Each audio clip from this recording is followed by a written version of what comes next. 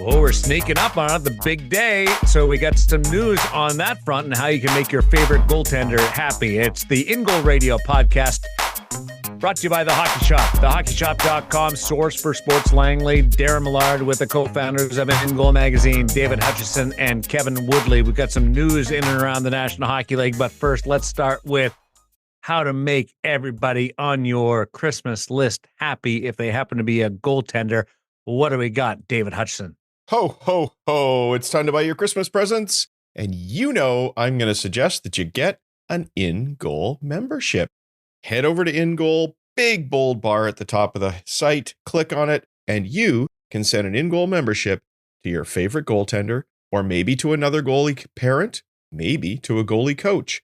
All the great content will be delivered their way. They'll get a nice email on whatever date you choose with a message that you get to write, and they will enjoy your gift all year long. It'll help them enjoy the game more. It'll help them play better, let them have more fun. InGoal membership, great Christmas gift. There's a lot of content there that they can dive into immediately, Woody.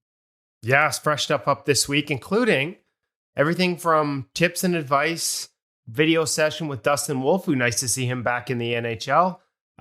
Sad to see that it's at the expense of Jacob Markstrom with the broken finger, but Wolfie looked really good in his first start. And it was perfect timing. We'd done a sit down with him on Pro Read. So as soon as he was in the NHL and got that start, we uploaded that Pro Read, some great advice from him.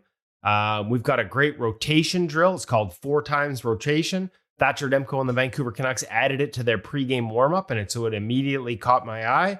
It was nice enough of Thatcher to walk us through video of the drill, as well as Ian Clark. So that's a good one for goalies. Get those hips warmed up, get moving, get the eyes warmed up, get the hands warmed up. It's a great drill. And then we had a little fun with Marc-Andre Fleury, our old friend. Full credit to Goalie Gear Nerd, another friend of the program, so to speak, who was on social media earlier in the week, kind of pointed out that Flower had a new stick grip, and perfect timing. The Minnesota Wild were in town, so I made my way down the tunnels. He was coming off the ice, didn't wait for him to get in the room because by then he's ditched the stick on the rack. And I'm like, hey, I saw your new grip. Show it to me. And so not only did he show us the grip, explain why he liked it, but he actually was dropping down into the butterfly as I shot video to show how it fits better with his butterfly in terms of where his stick is relative to his pad. So I don't want to give it all away. You got to go check it out at ingoalmag.com. Can you give me a hint, though? Jaron, go to our socials and you will see.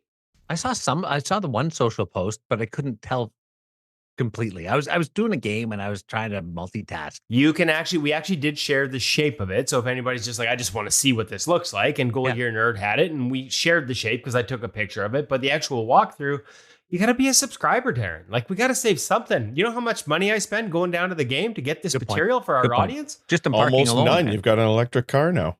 Oh, yeah, true. Okay, how many goalies use their own custom grips now, or have their own custom grips?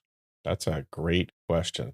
I feel like is it 10? We need to find out the answer. It's more than that. More than that for sure. Because a lot of guys have the notch cut in for their trigger finger notch. So yeah, I think it's more than 10 for sure, Darren. Okay, we have 64 starting goalies. NHL goalies, yeah, they don't all get to start. 64 NHL goalies. How many would have their own grips? Not done tape jobs, but actual grips. I'm willing to say it might not be quite a third, so probably 15 would be my guess, top of head. Oh, so I wasn't that far off.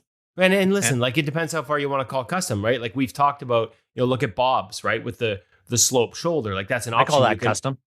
Well, you can order, that's the thing. You can order a lot of these now through some of the customizers. So it's not crazy custom. Like Fleury's is very unique. Some of the notches are very unique and very much one-off to that guy. The slope shoulder is something that, I've seen Cam at the hockey shop order it for a batch to come into the store. So it's a little more readily available. And as the slope shoulder becomes more and more popular among goalies, I think you'll see more retailers order that custom option on larger sort of numbers of sticks that you and I can then go buy. Okay, question for you. Mm-hmm. Can I alter my shoulders on my stick without compromising a composite goal stick? I would be willing to bet it would void the warranty. I am not going to tell you to do it at home, just like I don't tell you to bake your skates in the oven, even though I may have done that this week. But I do know it can be done because every year I get to be on the ice with a pile of goaltenders up at Eli Wilson's camp in Edmonton. And every year somebody shows me a custom grip on their stick that they have manufactured. Okay. So I know it works, but I will not be held responsible if it doesn't.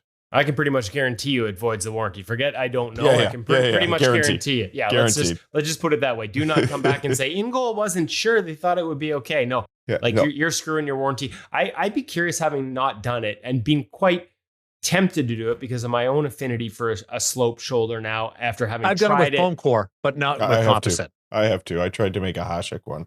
So it's just a matter of, like, to me, it's like, how do you smooth it out and make sure there's no splinters? I guess the key is taping it up after. Taping. Yeah. Yep, 100%. There we go. See, I'm learning. Got a couple guys back in the National Hockey League and some personal history. Let's start with the first NHL win. Jet Greaves.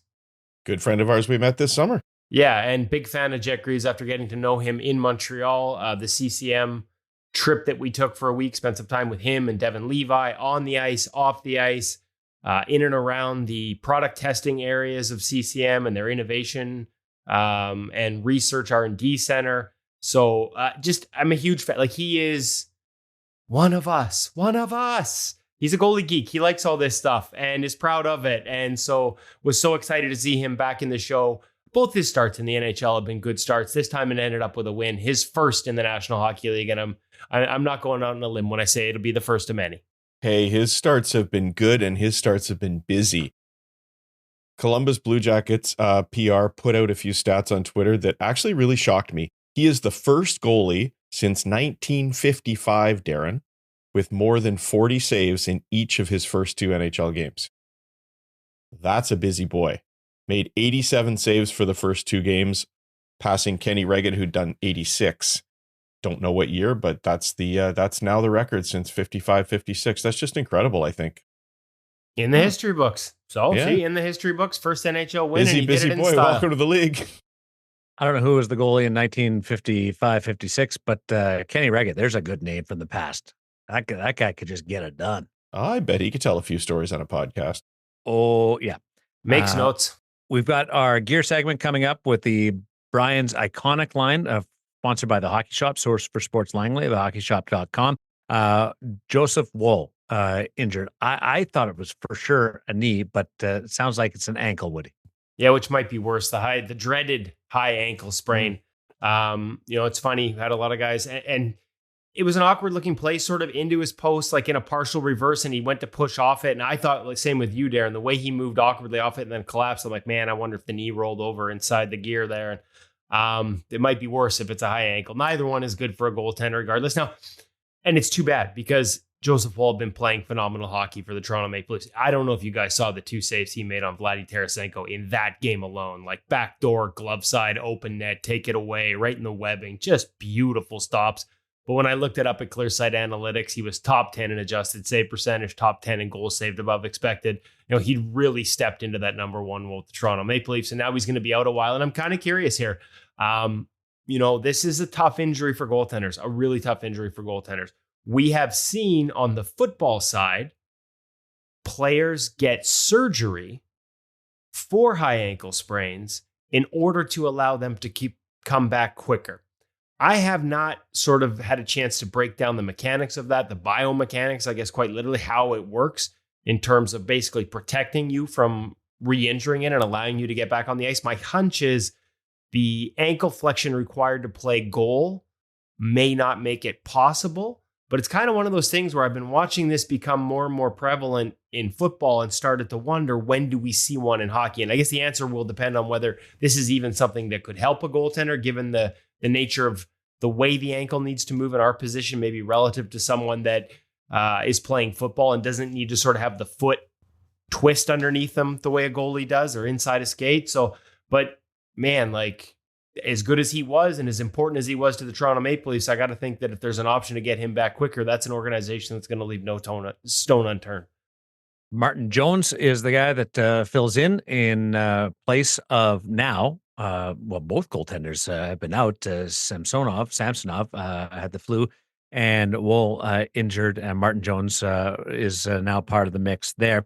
We've got a great conversation with Casey Desmith from the Vancouver Canucks just a little bit in our Sense Arena feature interview. But before we get to that, Devon Levi, boy, did he embrace the opportunity to play in the American Hockey League and then come back up. How about the shot with the eagle head? Love that. Yes. The Rochester American celebration. Yes, the player of the game. Like, that might be the best award for player of the game I've seen. Yeah, I don't know that, like, given how many, like, sweaty heads have been in it, that I'm putting mine in there at this point. But you would go there first. I'm a germaphobe. Such a germaphobe.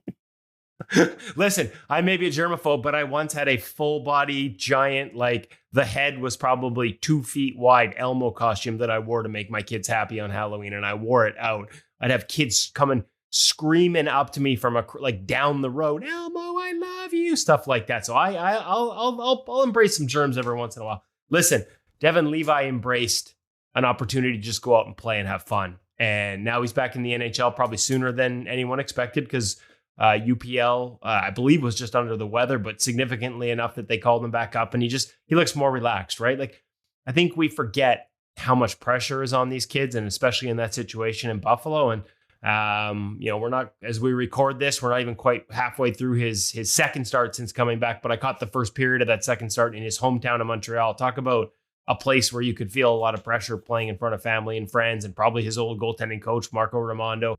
But he sure looked good in the first period watching it. So nice to see him back. But I think also if there are more hiccups along the way behind a Sabres team that, let's be honest, struggles to defend at times, knowing that you can go down, like, it's not a punishment. It shouldn't be seen as a punishment or a failure. It's an opportunity to get minutes with less pressure. We know this kid can play. And if it has to be from time to time at another level to keep him sharp and playing more regularly, so be it. I also want to acknowledge I did not know about this, and I must offer my sincere apologies. I was not aware that I was hosting a podcast with a couple of legends. I missed it. Okay, that was funny. I'm really, I'm proud of you guys that you're true He probably legends. meant you too, Darren. I'm sure he meant you too. This is awesome that you guys have been elevated to this status. Legend status. Yes. So shout out to Pyotr Kochetkov, if I'm saying that correctly. I feel like I should have sounded great. It sounded better than I could ever attempt. Well, listen, I should have double checked the pronunciation and the pronunciation guy, because he deserves all the shout outs in the world. Went to introduce myself this morning after the morning skate. Watched him and Paul Schoenfelder out there for a while, and then went into the room. Antti Ranta was already sort of ducked out of the room, so I was waiting. Not to grill him, not to ask a bunch of questions, just to introduce myself, because we'd never met. He actually got drafted at the draft I covered. The draft we talked to Marty Brodeur at in 2019 was his draft with Carolina, but he wasn't there present as far as so I've just never met him. And I went up to introduce myself, and I said, "Hey, my name's Kevin. I work for InGoal magazine." And he said, "Legends." And I'm like, "Sorry." I was kind of shocked. I'm like, "Sorry, you mean InGoal?" And he goes, "Yes, Legends." And I was like, "Okay, day made, awesome. I'm going to go back to my house now in the afternoon and get a whole bunch of InGoal swag and bring it back for you," because that, like, just absolute tire pump for us here at InGoal. I loved it. So he's now my new favorite goaltender. Tell me you were recording. No, because I didn't go in for an interview. Believe me, I wish I had that on tape, because we would just play it endlessly on loop around here, as if my head's not big enough right now. We need you to have those new Ray-Ban Stories glasses everywhere you go. Just with film the camera your in them? experience. Yeah. Camera, microphone, yeah. That would be good. I'm not sure. Might get you thrown out, but I was just going to say, I'm pretty sure that I'd get kicked out of most locker rooms in the National Hockey League if they knew that. It's kind of creepy, actually. Or anywhere else. Yeah. Quite honestly. That's actually quite a fair point. But you're right. I like, the first thing I thought was, like, there was a moment there where I'm like, "Hey, can I just, like, pull out my tape recorder now and we can record that?" But You said that again. Yeah, I could just, like, call us, because not me, us at InGoal. He'd followed us and stuff. So, InGoal swag on its way to the Carolina locker room post game tonight for Pyotr and also Georgie Alves, the equipment manager, who came and said hi afterwards. 6 set of on gear. He's got, like, some throwback gear. He came in every morning skate. He comes out and takes reps so that the goalies can get off earlier. And that is, like, he might have one of the best looking sets in the league. I love that. The favorite goalie that I've started following is Dustin Wolf. I just love watching him move around the net. He's so quick, and I know he's got the jump and the different things that go with a guy that we discover along the way. But man, oh man, if I could have 1 hour of moving as quickly as he does around the crease, it'd be so neat. Well, they had an afternoon game today, Darren. Before we recorded, I got a text message from another goalie person saying, "Man, now I know why you guys did the article on Dustin Wolf's edge work and the drills he does to warm up in the morning." He was watching the game and he had to text me because he's like, "I don't think I've ever seen anyone with better edges." No. So now I get it. It's spectacular. I find myself rewinding and watching. How did he do that? How did he get over there like that? And it's so seamless. It's wonderful stuff. And again, look at it on the InGoal subscription. If you're a member, you can go through his pro reads with him and learn a little bit, along with the guy that's starting to make a name for himself in the National Hockey League. Well, we've got a bunch of drills with Dustin from his time in the American League, him and Mackenzie Skapski. So, and actually going back to him and Thomas Spear, the Panda, the infamous Panda. Oh, yeah. Started with Dustin Wolf. So we got lots of Wolfie material up on the website. One of our favorites, and we're glad to see him getting this opportunity. As I said, hurts. We talked about Joseph Woll's injury. Jacob Markstrom was playing at a similarly high level for the Calgary Flames. Like that's a big loss again for a team that was leaning hard on its goaltender. But we've all been there, eh, boys? Like we all know what the instinct is, that there's that open net behind you and you reach back and you turn the blocker over and reach out with the paddle. And you know damn well if it gets you on the hand, it's broken. I think every goalie I know has got a crooked digit or two from that. I know I got one. Yeah, they all go by me into the net. Yeah, I just missed it. The front of the blocker, the back of the blocker. I did catch a cross ice shot one time. They crossed in front of the net, and I just decided to reach out with my blocker hand. I don't even know what. It was just instinct. You see it, so you grab it. It was not comfortable. I don't know how players knock so many shots down. It's you know what? It's exactly. It's instinct, and we know it. And let's not pretend that I actually made the save. The guy hit my hand, because if I made the save, if it was actually reactionary, I would have got it with the paddle and not the middle finger that now has a zigzag in it. Oh yeah. We've got the Casey Desmith feature interview brought to you by Sense Arena. But first up, the gear segment, courtesy of the Hockey Shop, thehockeyshop.com, Woody. Well, and a great place to go right now. Not only do they have the new Brian's ICONIK gear and all the new gear we've been rolling out, including the paddle wedge Trinity glove, although I understand from people that have since visited, in the 1 week since we launched that here, they have sold almost out of it. So there's more coming in there. Whether it's a gift idea or a sale item with all these new gear arriving, that means the old gear goes on sale. Make sure you check out the Hockey Shop online at thehockeyshop.com. It's not just the latest and the greatest. If you've got a favorite NHL team, somebody on your Christmas wish list that needs a jersey, needs it to be numbered, like they've got the full store, apparel, stylish apparel, all kinds of stuff. Like it's everything. It's not just goalies. They got everything there that you could need for the goalie or just the hockey player on your Christmas list. Make sure you check them out in person in Langley. Hockey Shop, source to sports, or thehockeyshop.com. Gear segment this week, the Brian's ICONIK line with ICONIK, Kevin Woodley and Cam. ICONIK.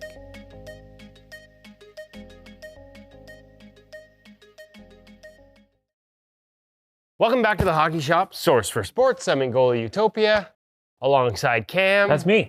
We've got we did a tease. We tried something different when this first came in. We were already filming other things. We didn't have time to do the full review.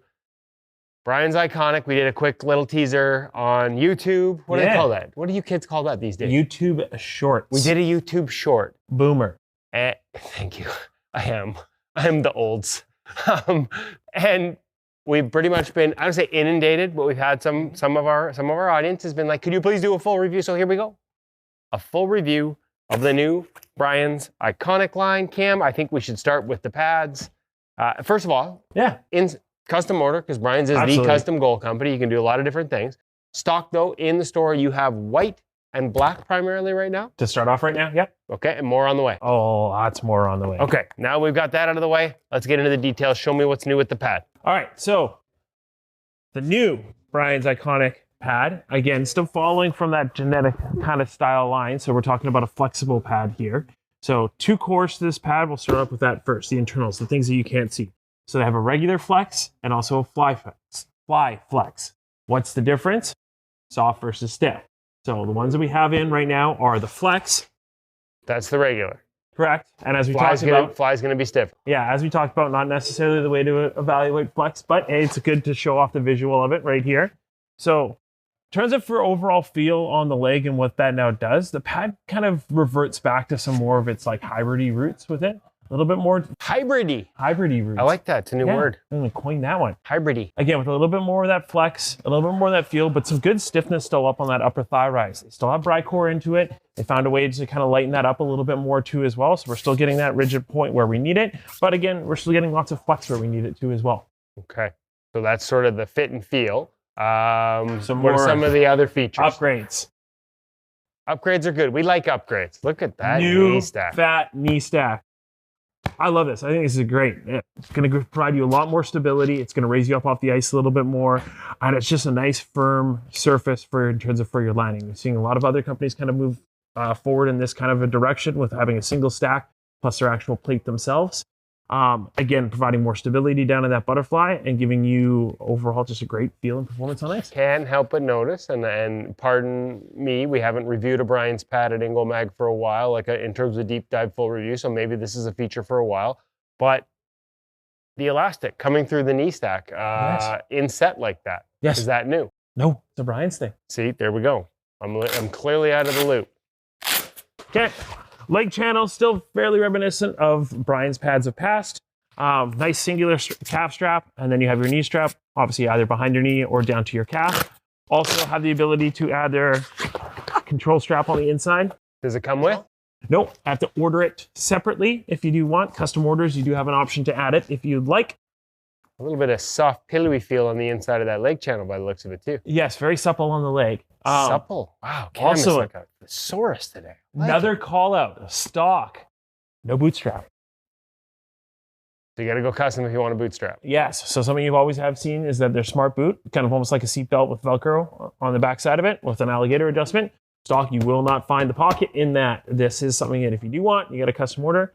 But to be honest, for the majority of people have just been taking them off anyway, not necessarily as needed. Well, I mean, I think the big thing on bootstraps for me is, as long as the pad's sized properly, and make sure you talk to Cam about how to make sure the pad is sized properly for you or his team, you shouldn't need it. It's only when a pad's maybe a little big, you need to sort of hold it down on the skate so the knee stack's in the right position that you really sort of get into that, I need a bootstrap.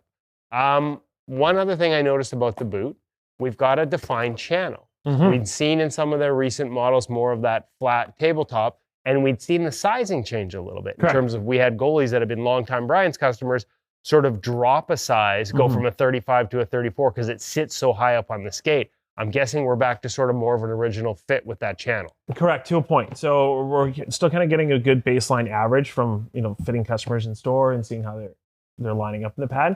So far, I've seen about a half-inch discrepancy based off of what the last year's, so Genetic 5 would be, being that this is fitting a little bit smaller versus. That said, definitely give us a call. This is something we can chat about, 604-589. Again, without a bootstrap, you want to make sure your size proper. 8299. This one, we still need a little bit more market feedback before we 100% say that, hey, this is bigger and or smaller based off of the way the boot's sitting on the skate. So give us a little bit more time, some more market research required. I like this. Brian's Smart Toe makes its return. We've seen this on previous years, so don't need to talk about it too much, other than elastic toe strap with a gap already built into it as well. And the ability to adjust the gap using that little leather flap. They're ahead of the curve on that one. That's correct. Okay. Primo, inside edge, sliding, better sliding surface. Yes. There we go. Makes its return. Right. Again. I knew that was there. You just didn't highlight it. Here, have a blocker. All right. Talk about it. Okay. Redesign from the Genetic. Definitely worth calling out thinner blocker board. Right away, this blocker is much lighter than the previous year's Genetic 5. Overall feel in the hand, we're getting a much more balanced feel. I really like the way this blocker just generally sits on the hand. Feels more of a centered point. I feel like I have a good control over it. Steeper angle than Brian's has used in the past as well. So Yeah, it that's always used to be a definitely little worth bit flatter. So really have a look at this. Make sure that that's right for you if you are looking for something with a little bit more banana berry. Profile. ICONIK. Also, massive call out, something new. So before it was BOA, now it's A-top. How does it work, Kevin? Oh, it doesn't pull up. No, you turn back. Oh. So you still have the click. They turned back the clock with more of an old school hybrid pad, and now you turn back the dial to loosen it. Okay, but we're on to the glove. You didn't like that? So, iconic. Okay. No. Iconic. Finally got a whisper. All right. So, Genetic 5 fans, good news. Not a lot's changed. This is one, they already have a winning recipe. Let's just refine it a little bit more from where it needs to be. So, flipping over to the back. Again, A-top now, as opposed to their BOA. Exactly. How does it work? Oh, cranky. Oh, double cranky. So if you like a nice tight fit on your glove, you want to make sure your hand's secure inside. This one's definitely bar none, for sure.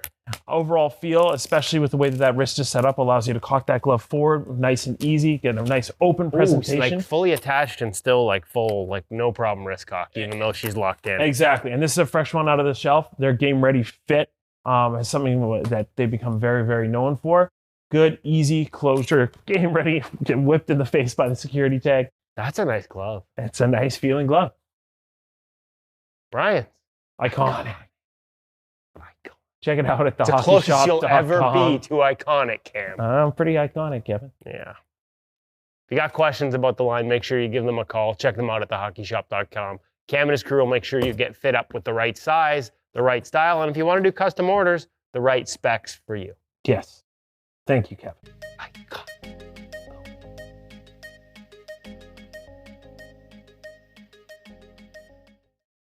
Iconic.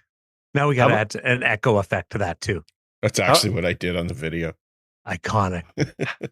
How about Cam inventing new words? Yeah, I don't mind that. I do it all the time, and I don't think that people should make fun of me as much as they do with it. I'm expanding my vocabulary as I go. Expanding everyone's vocabulary in your role. Yeah. Public service. Totally. That's fair. Hybridy. I'm with Cam on this one. Stop making fun of my buddy Cam. You're just sucking up because you want to order a bunch of stuff before Christmas. A little bit. There's a little bit of that. I was on their website again. I'm probably on thehockeyshop.com 4 times a week. That's conservative too. 4 times a week. And I'm trying to figure out what ships to the States, what doesn't ship to the States. I spend a lot of time meandering around thehockeyshop.com. You know, you got a couple of buddies here, Darren, that live near the border and are Canadian that could ship it across for you. But my buddies are busy.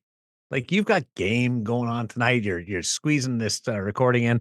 Really appreciate it. It's awesome stuff. And your interview with Casey Desmith is fabulous. And it is presented by our good friends at NHL Sense Arena. NHL Sense Arena, Darren, Woody, I'm pretty sure it's going to show up under a whole lot of Christmas trees this year. What an incredible gift. We all want our kids to enjoy that experience of the game. We want to support that dream of making it to the next level. One way, of course, is with an InGoal membership because they can hang out with their favorite NHL goalie and learn from them. And now in Sense Arena, NHL Sense Arena, they can suit up as a goaltender for their favorite NHL team.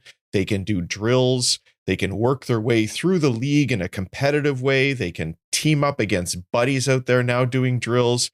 There's so much that's been added into Sense Arena in the latest release. And it's just, how do you not make it part of your toolkit? I know it's not cheap. It's an investment, but it's still cheaper than an hour with most goaltending coaches. And you get to use it every single day. Like, as we heard from Woody last week, Joey Decord of the Seattle Kraken, who uses it before games and even occasionally in between periods. That's how good this thing is. I think everybody should check out Sense Arena. Head over to sensearena.com if you already have a headset. You can download a trial. Now's a great time because they've got a great deal on for annual memberships as well. Go check it out. Use the code IGM50 and you will save enough money to go buy a gift membership to InGoal magazine. I think Hutch might have undersold just how much of a sale they have on heading into the holidays if you are just buying an annual plan and already have your headset. 50 is not just the number you can save in terms of dollars with our code. 50 off, 50% off NHL Sense Arena annual memberships. No better time. See, I got buddies that contact me and they're like, hey, I really want this for my kids. Can you set me up? I'm like, I don't need to set you up. You'll never get a better deal than this right now. 50% off annual memberships at NHL Sense Arena right now. I'm sorry, I forgot to mention that. I just didn't think Woody'd be able to handle the math, Darren. No, I have buddies that ask me if I can set them up, and I just give them this deal, and they think that I'm like a superhero, that I can work that. I'm taking all the credit for it, and they're getting the NHL Sense Arena with the headset and the whole thing. It's awesome. I got to start playing your game, Darren. That's smart. Own the moment, baby. Which is what Casey Smith has done in his time with the Vancouver Canucks. He's playing behind one of the best in the National Hockey League as Thatcher returns to form and is going to be, if he continues like this, in the conversation for the Vezina Trophy. And Woody, you had a chances to catch up with our friend Casey. Yeah, we didn't do this all in one sit down. We chipped away over a couple of practices, but it was really fun. You know what the best part of not doing it all at once was? It took a little longer. The final segment was the night after he pitched the goose egg against the Minnesota Wild. And the significance of said goose egg, it was in the all black pads that kind of go against team policy about having white. So score one for the black pads. He's not going to say it. I'll say it. I think future NHL goaltenders in Vancouver, I think Thatcher Demko probably smiling to see the black pads get a goose egg too. So maybe there's a chance that these guys will be able to add a little more color into their lives in the future. Do you know how he got around the rules? Like the team rules? Basically by ordering his gear before he knew about them. Oh, well, that's smart. Yeah. Ask for forgiveness, right? 100%. That's the whole thing? Yeah. And hey, listen, quick whistles every once in a while. I'm trying to remember if you got any the other night. Like, listen, we can talk about dark pads and this and that. Pucks get lost in them. Referees are more likely to blow a whistle. And there were a lot of scrambles in that game. So I don't know if he got the benefit of the doubt on any ahead of when it would normally go, but it is one of the hidden benefits of an all dark setup. Plus, it just looks sick. It was an eventful offseason for Casey to Montreal and then over to Vancouver. Can you set up the conversation for us? Oh, we talked about everything. We talked about the changes here in Vancouver because that's something we've discussed in the past. There are some things that they do here differently in terms of Ian Clark's system, but also a recognition that there are things within that system that might not fit for Casey. And so some leniency in terms of what he adds, how long it takes him to add some other things. We talked about what life is like when you only play every 11, 12 games. How do you stay sharp? We talked about his love for the book, The Game, and Ken Dryden, and why he wears 29. We talked about pretty much just about everything, Darren. It was a good one. Here's Casey Desmith, the feature interview brought to you by NHL Sense Arena on InGoal Radio, the podcast.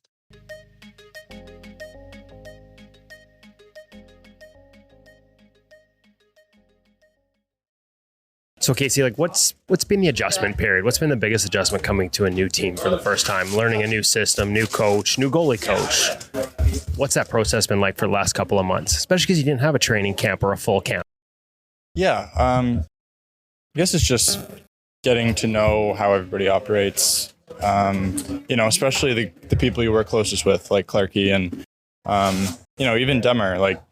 I don't want to get in his way when he's playing, and you never know if he wants to talk or what he wants to talk about. And it's just kind of getting to know what everybody wants from you and how everybody operates. But other than that, I think the game is the game, and it's really dependent upon me to focus on myself and then just support everybody around me. And I think that's where that getting to know how everybody operates thing comes into play, because, sometimes on a given day, a lot of my job is just supporting the people around me because maybe I'm not playing.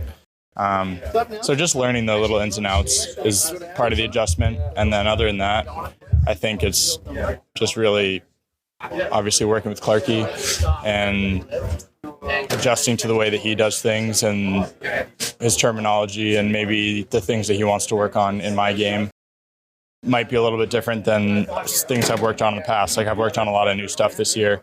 And so just trying to work on that stuff on my own, also in tandem with him. Give me an example, because I know there's some things they do here specifically, but I also know in talking to him that, not trying to force you into everything they do, just a little bit of pick and choose, tools in the toolbox, as we like to say. What's that process been like? It's been good. I'll be the first one to say he's been really accommodating to me, allowing me to play my game, but also trying to implement certain things, but definitely not pushing things on me too fast or telling me a certain way to play.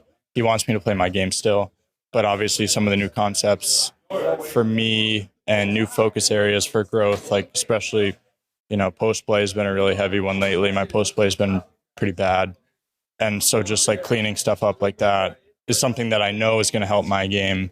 But at the same time, it's also some things that maybe are a little bit uncomfortable for me that I haven't worked on so much in the past. Can you give me an example? Like when you say your game, I think having watched in Pittsburgh and maybe a little bit of the World Championships and talking to people, a little bit more flow in your game, maybe coming in here, and then we've seen since you've been here. How do you sort of find that balance?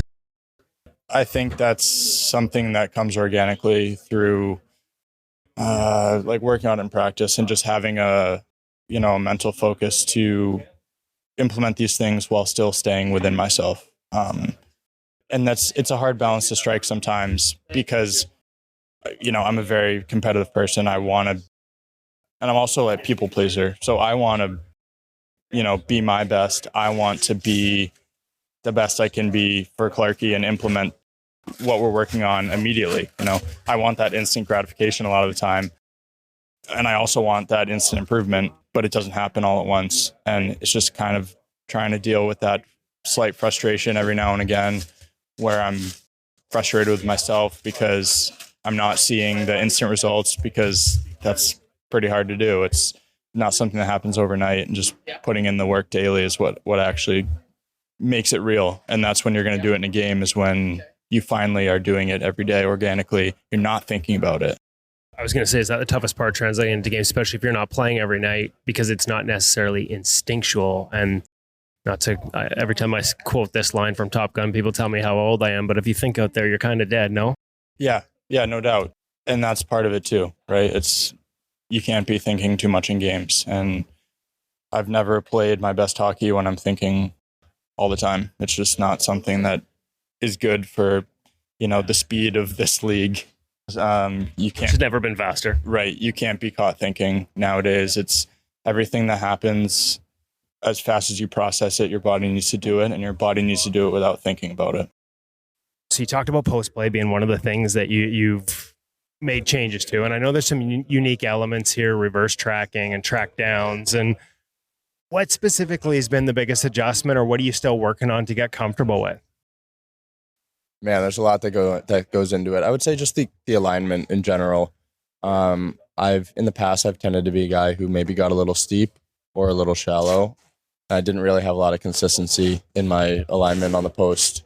So just kind of being more mindful and habitual about getting the proper alignment when I go into the post, keeping that alignment, transferring post to post, getting that alignment again. That's something that I've been, really working on, and just trying to, like we talked about last week, just being more habitual about it and making it a habit where I don't have to think about it, because like we talked about, you can't be thinking about it. Do you see the benefits of it? Like, how, as a guy who's done it different ways, like, does it make sense? And is that part of buying in, understanding the why, as opposed to just a new coach saying, hey, this is how we do it? Yeah, of course. Why I let in a goal in Calgary, because I was too shallow. And I let in a goal in San Jose because I was too shallow when I went post to post and I couldn't gain any depth. So yeah, like, I've seen the opposite, where improper alignment can really cost you. Who knows? Maybe stuff happens the same way, even if I had proper alignment. Like, who knows? But I know for a fact I didn't give myself as good of a chance on those plays because of improper alignment. So I do see kind of the error of my ways in sorts. And it's something that I really want to try and fix in my game and see where that can bring me as far as, improving my game from top to bottom, but especially like down around the post areas. I'd like to see how much better I can get this year on stuff like that. Okay, so let's switch gears here. Let's get out of the technical talk. How did it start for you? Like, you clearly are passionate about the position. How did you sort of become a goalie and fall in love with this thing? Well, I grew up playing hockey just like any other kid, as a little kid. And I was a forward for a while, a couple years. And then we just, like every hockey team does, every kid takes a turn. So your first turn, what do you remember? I don't remember a whole lot about it. My parents tell me that I liked playing the whole game and like not having to come off the ice. I was a little selfish about that. And then I liked the gear too, and I was also a little bit of a timid skater. Like, I was very good, like one of the better players on my team, but I was like timid, right? When the puck goes in the corner, I would let somebody else get it and then try and take it. We call that smart. Yeah. Well, I don't know if that would have paid off in the long run for me as a player, but, I was just kind of like one of those like shy, gentle kids. And it was like one of the reasons I think I made the B team instead of the A team as a player, just because I was like too passive, and I think goaltender kind of suited me. It's, I don't know, in my opinion, it's a little bit more of like a technical intelligence, game reading type of position. And maybe you can afford to be a little bit passive, right? It's more of a passive position where you're letting things unfold around you. You're letting the game come to you. And I think that kind of suited me more as the type of personality and player that I was in hockey. So yeah, I just kind of went from there, and I switched, I think, full time when I was 9. So it's a thinking man's position. That's essentially what it comes down to. You played the thinking man's position. Yeah. I like the thinking, game reading aspects of it, technical. Like I've said to you before, I think it's sort of an art form. I think it's a very unique position, unlike any other in sports. Like you say, art and science. It's a little, you know what I mean? Like, and how do we each find that perfect blend? For sure. Yeah, absolutely. And I think it's fun the way that, as a good goalie, you have to adapt to what's happening around you. And, maybe you're not creating as much, but you're almost like stifling others. I don't know. It's a very unique position, and I've always loved it. Okay, so thinking man's position, and I understand you're a Dryden fan as well. So does that go hand in hand? Yeah, definitely. Growing up, my dad was kind of the advocate of the scholar athlete. Scholar comes first, and obviously, Ken Dryden was one of the smartest people ever play goalie. And it's pretty amazing what he did outside of hockey. Going to Cornell, being a great student, being a lawyer, and obviously all the other stuff he's done post-career. Pretty amazing to be that adept in the goal and then accomplish so much outside the goal. And, obviously writing books, and, I enjoy reading the game. I was just going to ask, you've read it? Yeah. How many times? I think twice now I've read it. So, yep. I heard that the Habs gave you a jersey, even though you didn't play for them, and we're getting into that trade a little bit. There was some question about whether it actually had 29 on it. Did it? No, it didn't. No. Okay, I was like, okay. Yeah, I had number 60, the number that I was going to wear. Obviously, I would have loved to wear 29, given that I wore it in college and I wore it because of Ken Dryden. Whenever I was at the Bell Center, whether it was morning skate or playing, it was always fun to look up and see his name, up there in the rafters. So, but yeah, the jersey had 60 on it. I'll never get that 29, but that's okay with me. So pretty cool to have. Like, I thought that was a pretty cool thing to do, just knowing like what where that franchise sat in your mind, even though you never played for them, to kind of get that. Yeah, they treated me really well. I have nothing but good things to say about the organization. From the second that I got traded there to the second that I left, they treated me like I was part of the team, even though, I think that it was pretty clear that I might have been a movement piece, but they were always really welcoming, and it was nice of them to give me that jersey, I asked for it. I asked if there was anything that they had that I could have just to give to my dad, a lifelong Habs fan. Before I was even born, he was making 6-hour trips up to Montreal to watch the Habs and then driving back the same night. He's an absolute diehard. So just to give him that jersey was really special for me and special for him. So it was nice of the organization to do that for us. Okay, so the Habs thing, were you a Carey Price guy too then as you're coming up? Like, trying to think of the age gap. He's not that much older, but like, is he a guy did you actually like look at him and like model stuff you did after him? Absolutely. I love the way he played. I think there's very few people who were able to combine the amount of athleticism with the soundness of the technique that he had. It's pretty impressive what he was able to do as far as just the technicality of his game while still not getting away from the athletic position.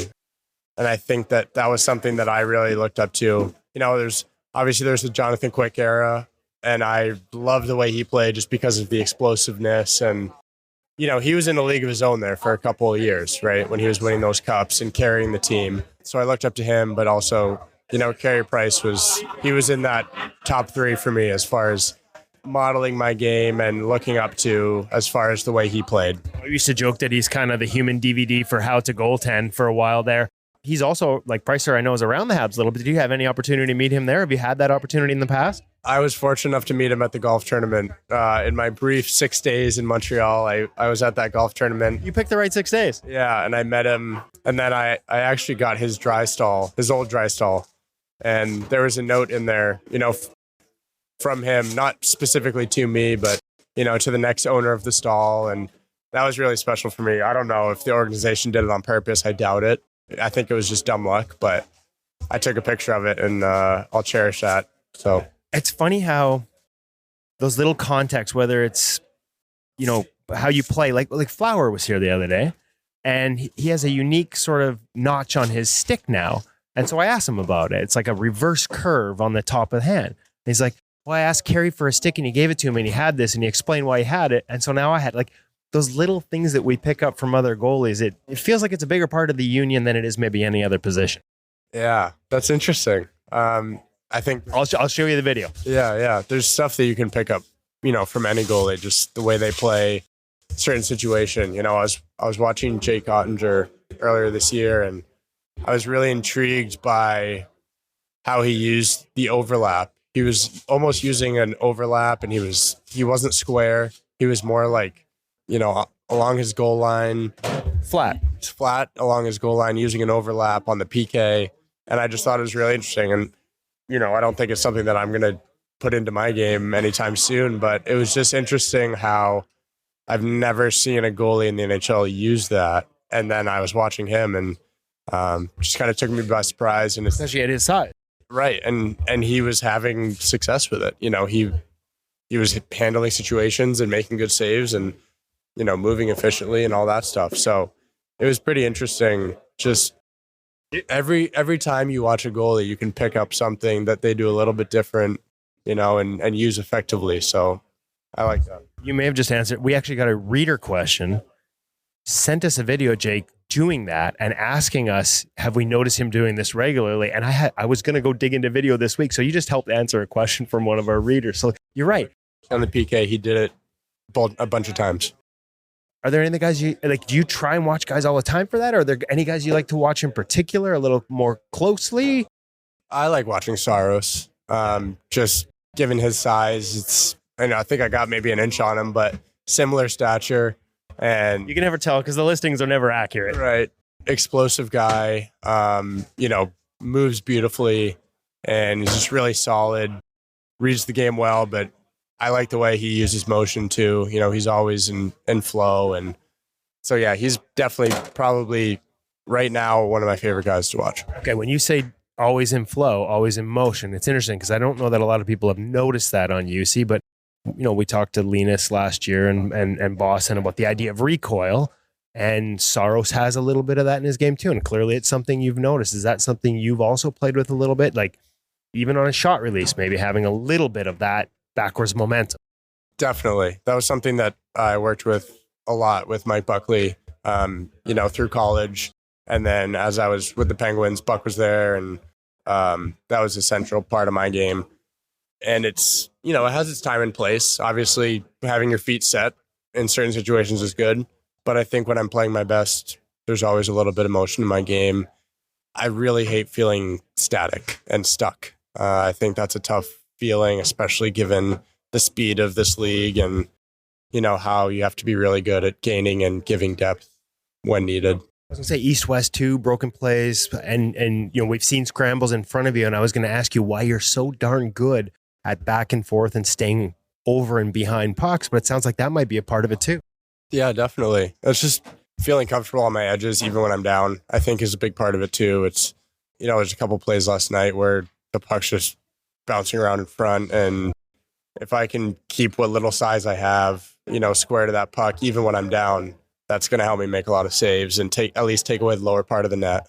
There's times where I've noticed a little paddle down in there too as you move to try and protect the 5-0. Am I reading that correctly from up top watching? Yeah, definitely. It paid off last night. I think I made one save that probably would have gone 5-hole, had my blocker / stick up in there. Is that something you practiced over the years?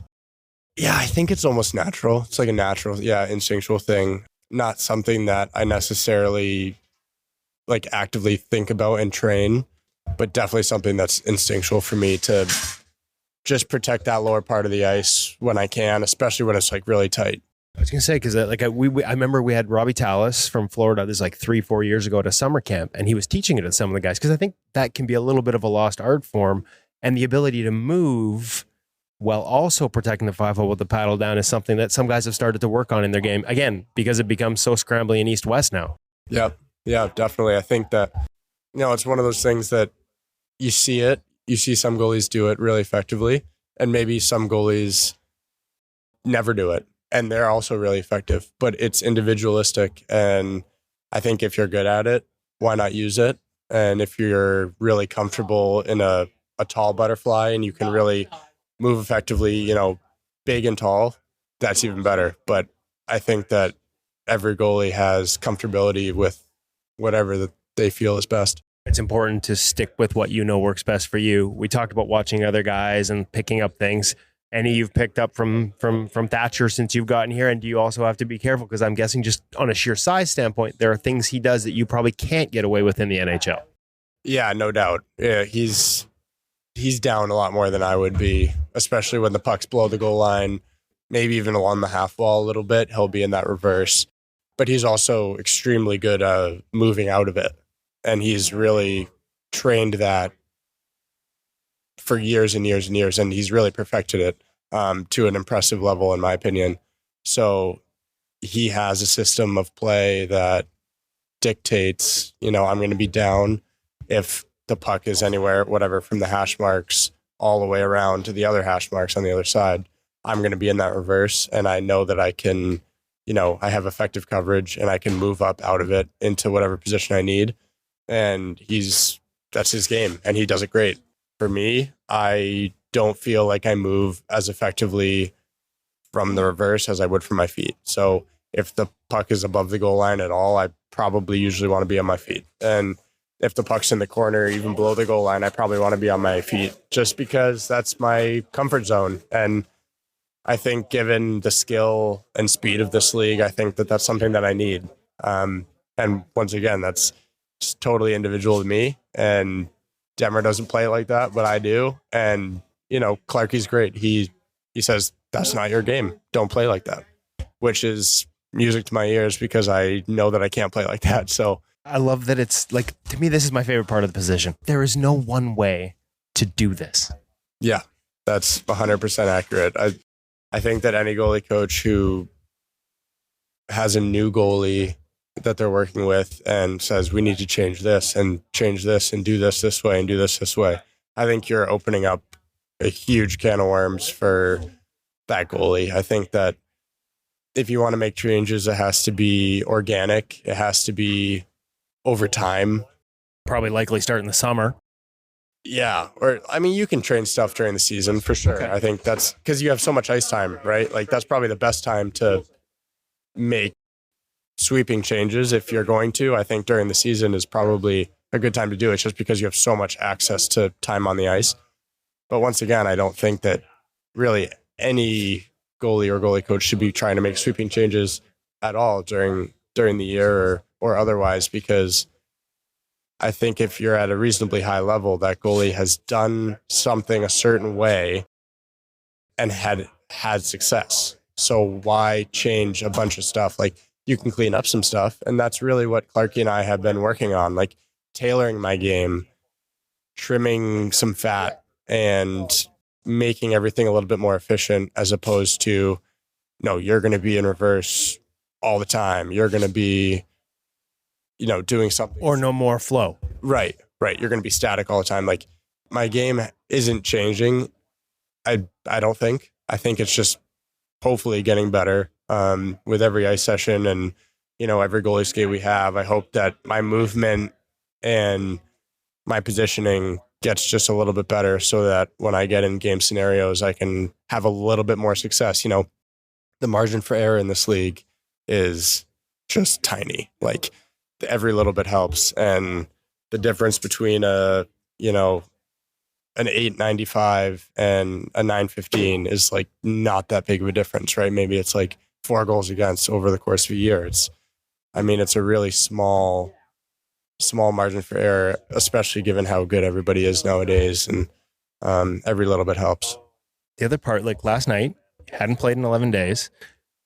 Everybody struggles with this as a goaltender. How are you sharp when you haven't played? How do you find game rhythm? So if you could pass along advice to young goalies who maybe find themselves in the same spot, what do you like to do to make sure when that puck drops, you feel good about your game? You got favorite drills, or is it a mindset? I think it's a mindset. It's a lot of it's like, I hadn't had a lot of success in the previous 2 games. I was really unhappy with my game in Calgary. I thought I let the team down and let myself down.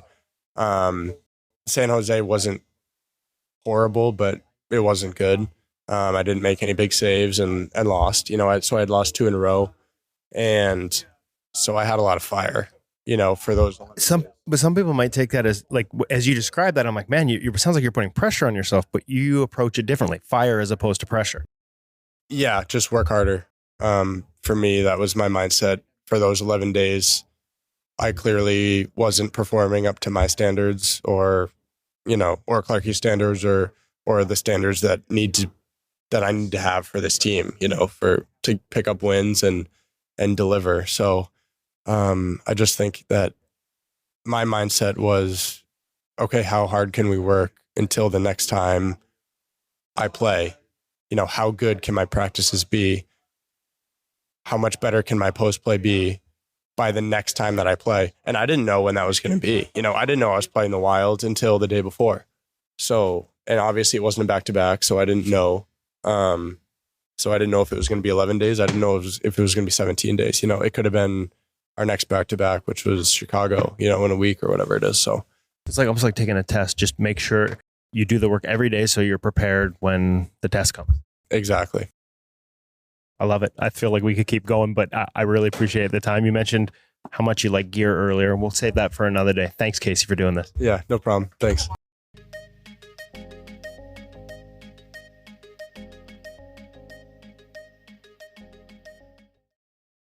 Casey Desmith in his first year in Canadian market, a little different. Like there's a lot of changes for Casey Desmith, but I didn't know the 29 tie-in. That's cool.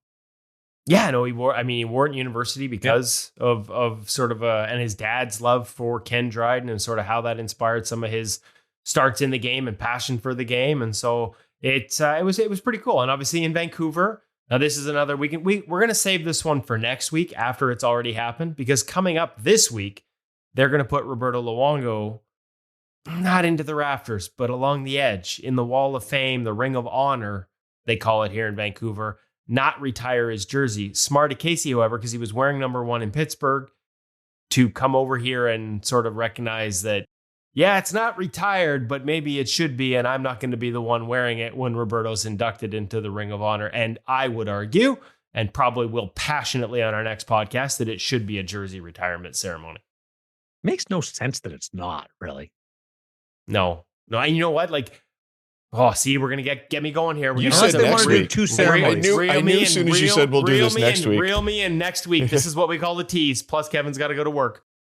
I really don't understand why they haven't retired his number. Darren, you're so bad. You're so bad. Let's get me. Fun stuff. I loved in the Montreal connection, sorry to slow you down, Woody, but that Carey Price left a note in the stall for Casey Desmith. What a cool and classy thing. And I don't know if it was specifically for Casey or just the next guy who sat in that stall, but what a great tradition that he could have started there, and what a classy move by Carey Price. Hey, and these are starting to come out more and more. Like, I think there's a recognition by Carey of the impact he's had on other goaltenders, whether it's conscious or subconscious. We all know what a great guy he is, but we've since heard the story about Devon Levi and the conversation he had with Carey Price. I guess I'm just about to give it away, but I didn't at the beginning, Darren, but where the inspiration for the Marc-Andre Fleury's new curve came from, even though I never saw Carey use it, evidently he gave Flower a stick with this cutout in it, and that's what inspired Marc-Andre to try it. So, like, Price's impact...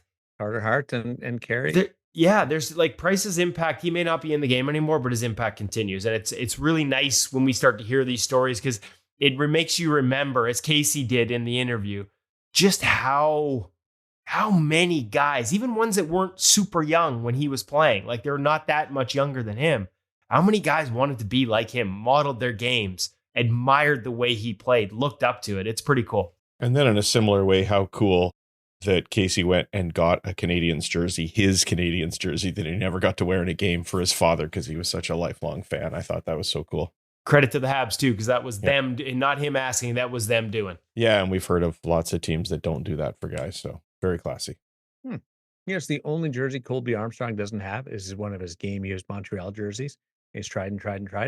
Buddy Colby, Pittsburgh Penguin analyst. So that's all kinds of great information.